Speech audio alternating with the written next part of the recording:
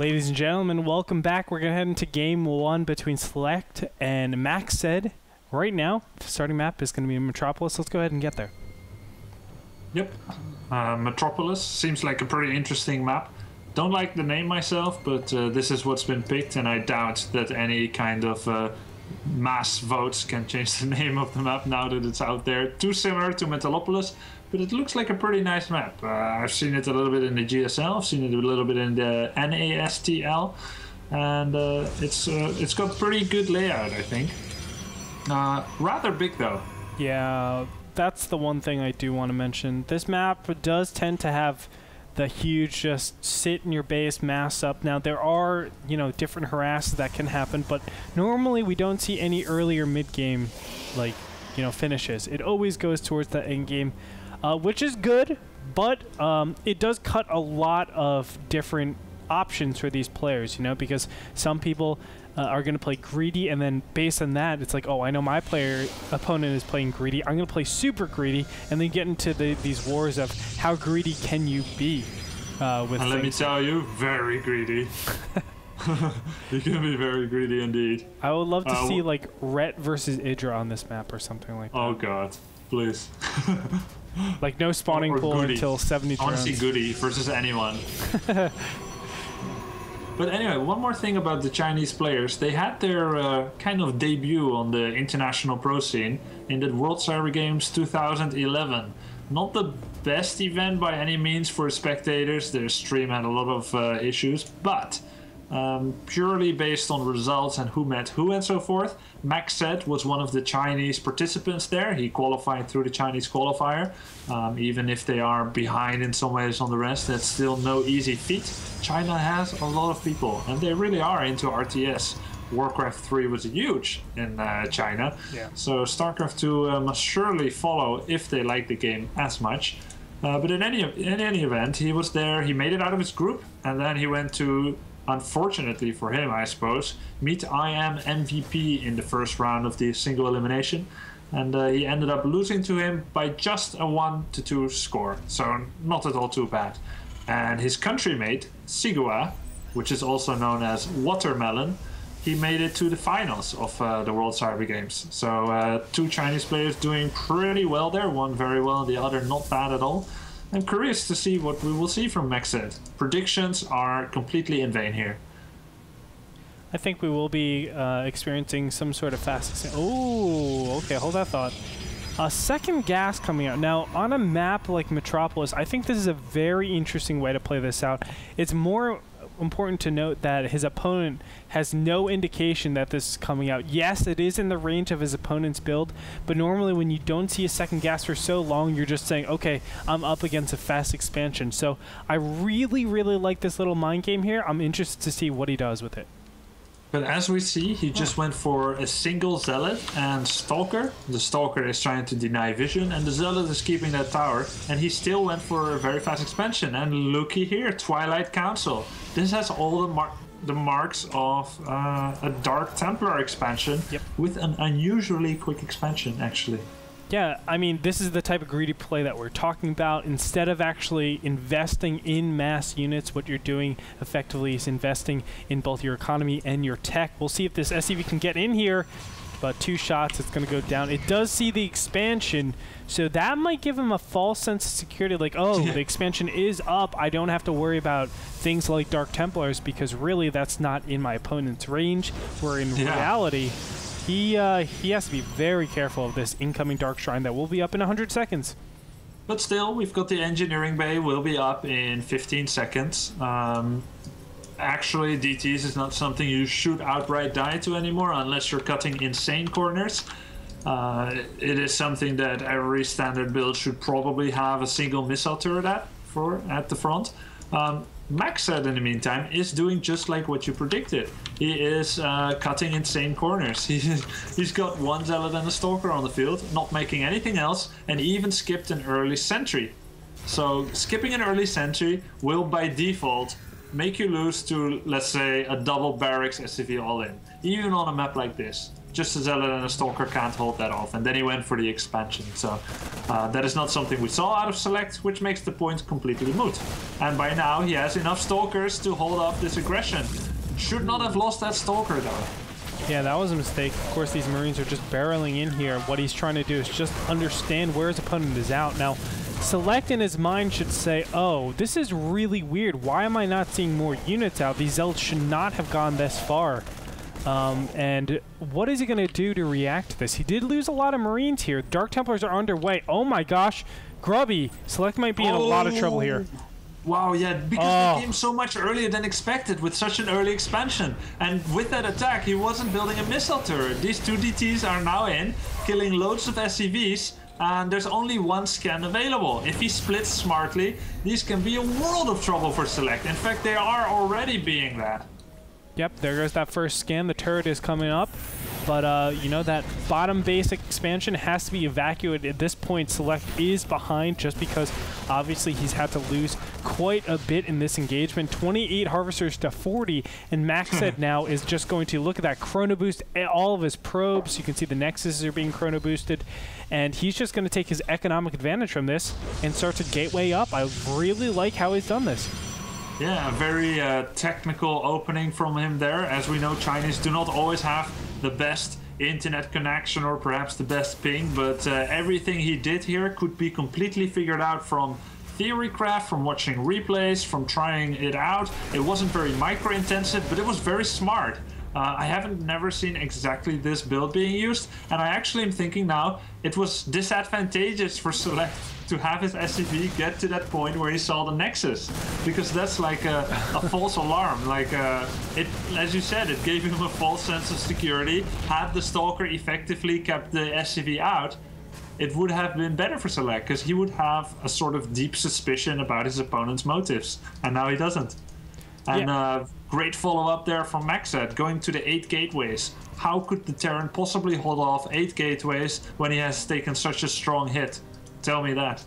It's virtually impossible, and I like this. He's actually cutting the corner of even going to a robotics facility, knowing that his opponent has no capabilities of actually going up towards that, you know, Cloak Banshee or even Cloak Ghost. We've actually seen Select do Cloak Ghost openings, and I love this. He's just saying, okay, instead of actually making units, I'm just gonna ready these gateways and have these Dark Templars just go and stop my opponent from actually aggressing forward. How can he actually attack? There's no way that Select can attack because he needs so many different scans. And from here, he's still investing completely in both tech, production, and economy. Nothing to do with units. This is the perfect way, in my opinion, to play this out. Yeah, I think MacSed is spreading himself a little bit too thin. I have to be critical, even though this game will most likely result in a victory for him. That doesn't mean that every single move he does is completely worthy of massive applause. He made 8 gateways, then he expanded. Didn't go on for the kill. I feel if he had not made that 3rd Nexus, which he just finished at the top right, he could definitely just have gone in there and go for the definitive kill. Instead, we see a massive pylon supply buildup. He's got, he doesn't have to build pylons for the next 50 supply, the next couple or so minutes, which I feel is playing it a little bit too easy, too dumbed down. And also, he's got about 15 buildings powered by 2 single pylons. Where are all the pylons? They're right at his natural. Oh my goodness. Yeah, that could be disastrous. Finally, the first 2, it looks like 2 medevacs, and it looks like just enough units to fill them, maybe 1 shy. They're going to push out here.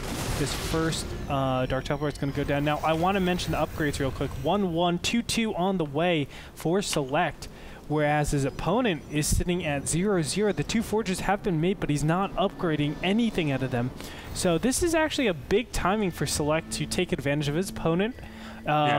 Given that he has good position, he can do a lot of damage, and if MacSed doesn't have the upgrades required, which he does actually, Blink and Charge has already been finished. Well, I think MacSed might be able to just negate these upgrades with just the other upgrades, the non, forge upgrades. He'll be absolutely fine. Yeah, and we did see a DT just get into the main base of Select. He lost a couple of SCVs there. Select is also supply blocked with only now his supply depot starting. But basically what MacSed did is he just said, I've got this huge advantage and I'm going to do 5 different things at once now. And our army value is going to be about similar, whereas it could have been double. Don't like how he's doing that at all. I'm very critical of that. And now Select is getting a lot of probes, which is actually giving him a chance to get back into the game. Yep. Still, we have to admit MacSed has a huge advantage, but what is Select going to be able to do? Gets out there with most of his units, killed quite a lot of probes. Nice moves there by Select. He's just finished his 3rd. I can totally see him coming back into this game, mainly because of the way that MacSed has chosen to be playing. Yeah, obviously MacSed needs to remove these medevacs from the field somehow. I think now, you know, we're already 14, 15 minutes into it. His robo facility has been completed, but he hasn't really produced anything off of there. And what I would love, especially on a map like this where mobility reigns supreme, go ahead and get mass observers if you're going to do this gateway heavy style. Right now we see, I think Units tab is showing 0 observers out in the field. That is a critical mistake, and it's gonna give more power to this Marine Marauder ball. Rather both Marine Marauder balls that are just roaming around the map trying to do as much damage as possible. Oh my god. And now are we going to see the final punishment of those 2 super important pylons? Take them down and everything is going to be unpowered. Oh god. What are you thinking? Yep, there goes the first pylon. Can he actually get the second one? Only 3 go down, only 3, lol. And Select is just going to pick up from there. Meanwhile, in the mid-right, there's going to be an attack that goes down on the third base, and this is basically undefended. Where are all MacSed's units? There is one High Templar with Storm there. He's going to do fairly well if he reacts in time. Let's see if he does. Oh, nope, and the Marauder's going to go down. And they're actually going to pick that up. Sorry. Wow. Yeah, slow reaction there from the High Templar. He got sniped down by Select. And tell me, how does this make sense? Huge advantage for MacSed. Had nearly 50% more workers than the opponent. Oh, Select just loses a full medivac there on the left side. Yeah, that's obviously not what he wants to happen. But, you know, Select has done everything possible to actually get back into this. I didn't realize in the beginning that he had those upgrade advantages, but he's definitely utilizing that to his advantage. Yeah, it's 2-2 against 1-1. And if you look at the army value tab, they both have 3,000 invested in their army. By all means, 8 gateways with so many more workers should have been way bigger army than Select. But somehow the macro of MacSed is not quite up to scratch. And Select is doing what he can to inch his way back into the game. Yeah, I'm actually surprised that we didn't see a power out from MacSed. I mean, he's had a much better economy than his opponent for a while now. But, you know, they're at similar supplies. That should really never happen. Now, it looks like these Stalkers are pushing forward. That's a big mistake. They had to blink back. That's going to give him a little bit of time to actually get out of here. You can see the 2 medevacs are going to finally get away. And the 3 units are like, we'll hold them off for as long as possible. That's all they can do, man. But actually Protoss stopped to give chase. We now see Select for the first time with the supply lead. Should not be like that, but it is. It shows the class of Select. Also chose to go for a 3rd orbital command at the bottom, which is less safe, but way more economical. And since MacSed completely stopped his aggression for a long time already, that is definitely the correct decision. Are we going to see a medevac snipe down here? Blink forward, will maybe get a medevac, no he doesn't. And now suddenly we've got this tiny army from MacSed. Yeah, EMPs need to go off. There is better upgrades. No, actually, equal upgrades for both these players. Nice micro coming out here. Those EMPs need to go off on those High Templars. They're doing a lot of damage. Nice little dodge there. There's the snipes. And Select, with a lot of ghosts, able to consistently snipe all this army away. Nice storm on top of the whole army, but still giving chase to this Protoss units. And Select will come out on top in this battle. 3-3 is just about to kick in, and now this is where Select really needs to start engaging as much as possible with that that upgrade advantage.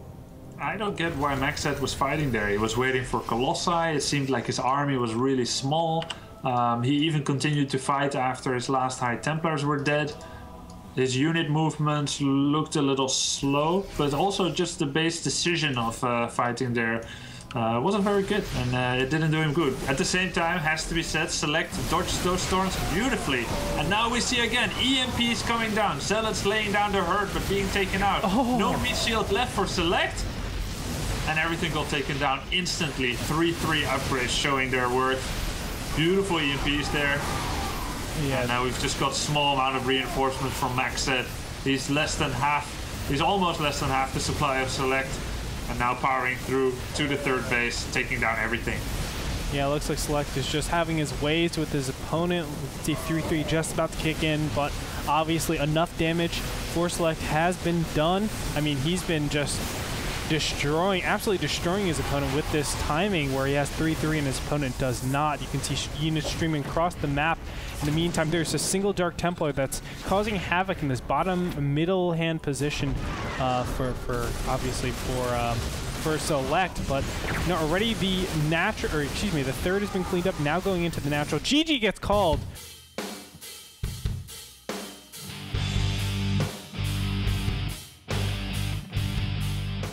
So game one will go to Select. Kind of an interesting take on that particular game. I felt like MacSed got a gigantic advantage in that beginning stage. Actually, I know he did. But then it felt like, Grubby, he didn't know how to use his advantage. Yeah. Of course, as an observer, you see both sides of the coin. You see both players with full information. And it's easy, in some cases, to say, okay, you know, the observer knows that that one of the players can go for a finishing blow. The player in question doesn't necessarily know it. This is not one of those situations. It should have been blindingly clear for the Protoss player to know that doing that much damage, detecting that there's no Cloaked Banshee coming up, that those 8 gateways he made would have completely sufficed to finish off the game. Yeah. There were also alternative ways of winning. He could take a third, but with some less gateways, use them fully, get one tech route like Storm, then attack it with the timing of that. He could have gone for Colossus or War Prism or Observer and used those units to attack with. And I feel like there would have been so many correct paths to choose from because he was in a comfort zone, having done so much damage with those smart opening, with those smart DTs. But the worst possible thing, I think, that he could have done was to make 8 to 12 gateways, a huge pylon lead, a third base, 75 workers, and to stop all forms of aggression. He was also behind on upgrades, and yeah, Select was able to bounce back because all form of aggression ended, and there was also no real attack plan. Yeah, that's the big thing. I mean, a clear plan that you always have whenever you're going very gateway heavy is I'm taking map control with the threat of a huge all-in coming, or a big attack coming at your natural, and that usually disables the Terran player from actually dropping, because if you drop, if it's 2 medevacs, that's always 20 supply that's all eaten up into that medevac. All of a sudden you're 20 supply less at home. If you're sitting at 80 supply in general, 40 of those are probably SEVs. You're looking at 20 supply in just units at home. It's not a good way to actually follow through. Going 8 gateways, you always take both towers, Xel'Naga towers, and you always have all your gateway units out in the front because they have like a diminishing return as you go on more and more. I mean, as the Terran units get stronger and stronger, not only with the upgrades, but also with the medevacs, that the army composition, the gateway units become less and less effective. So he needed to use advantage much earlier. He didn't. He stayed a lot more defensive and allowed Select to get way back into the game where it should have, sort of ended earlier. But that being said, we're going to actually move forward. Right now, Select is up 1-0 in this best of 7. And we still have more matches to go. So we'll be back with the second game of Select versus MacSed. Join us after this break.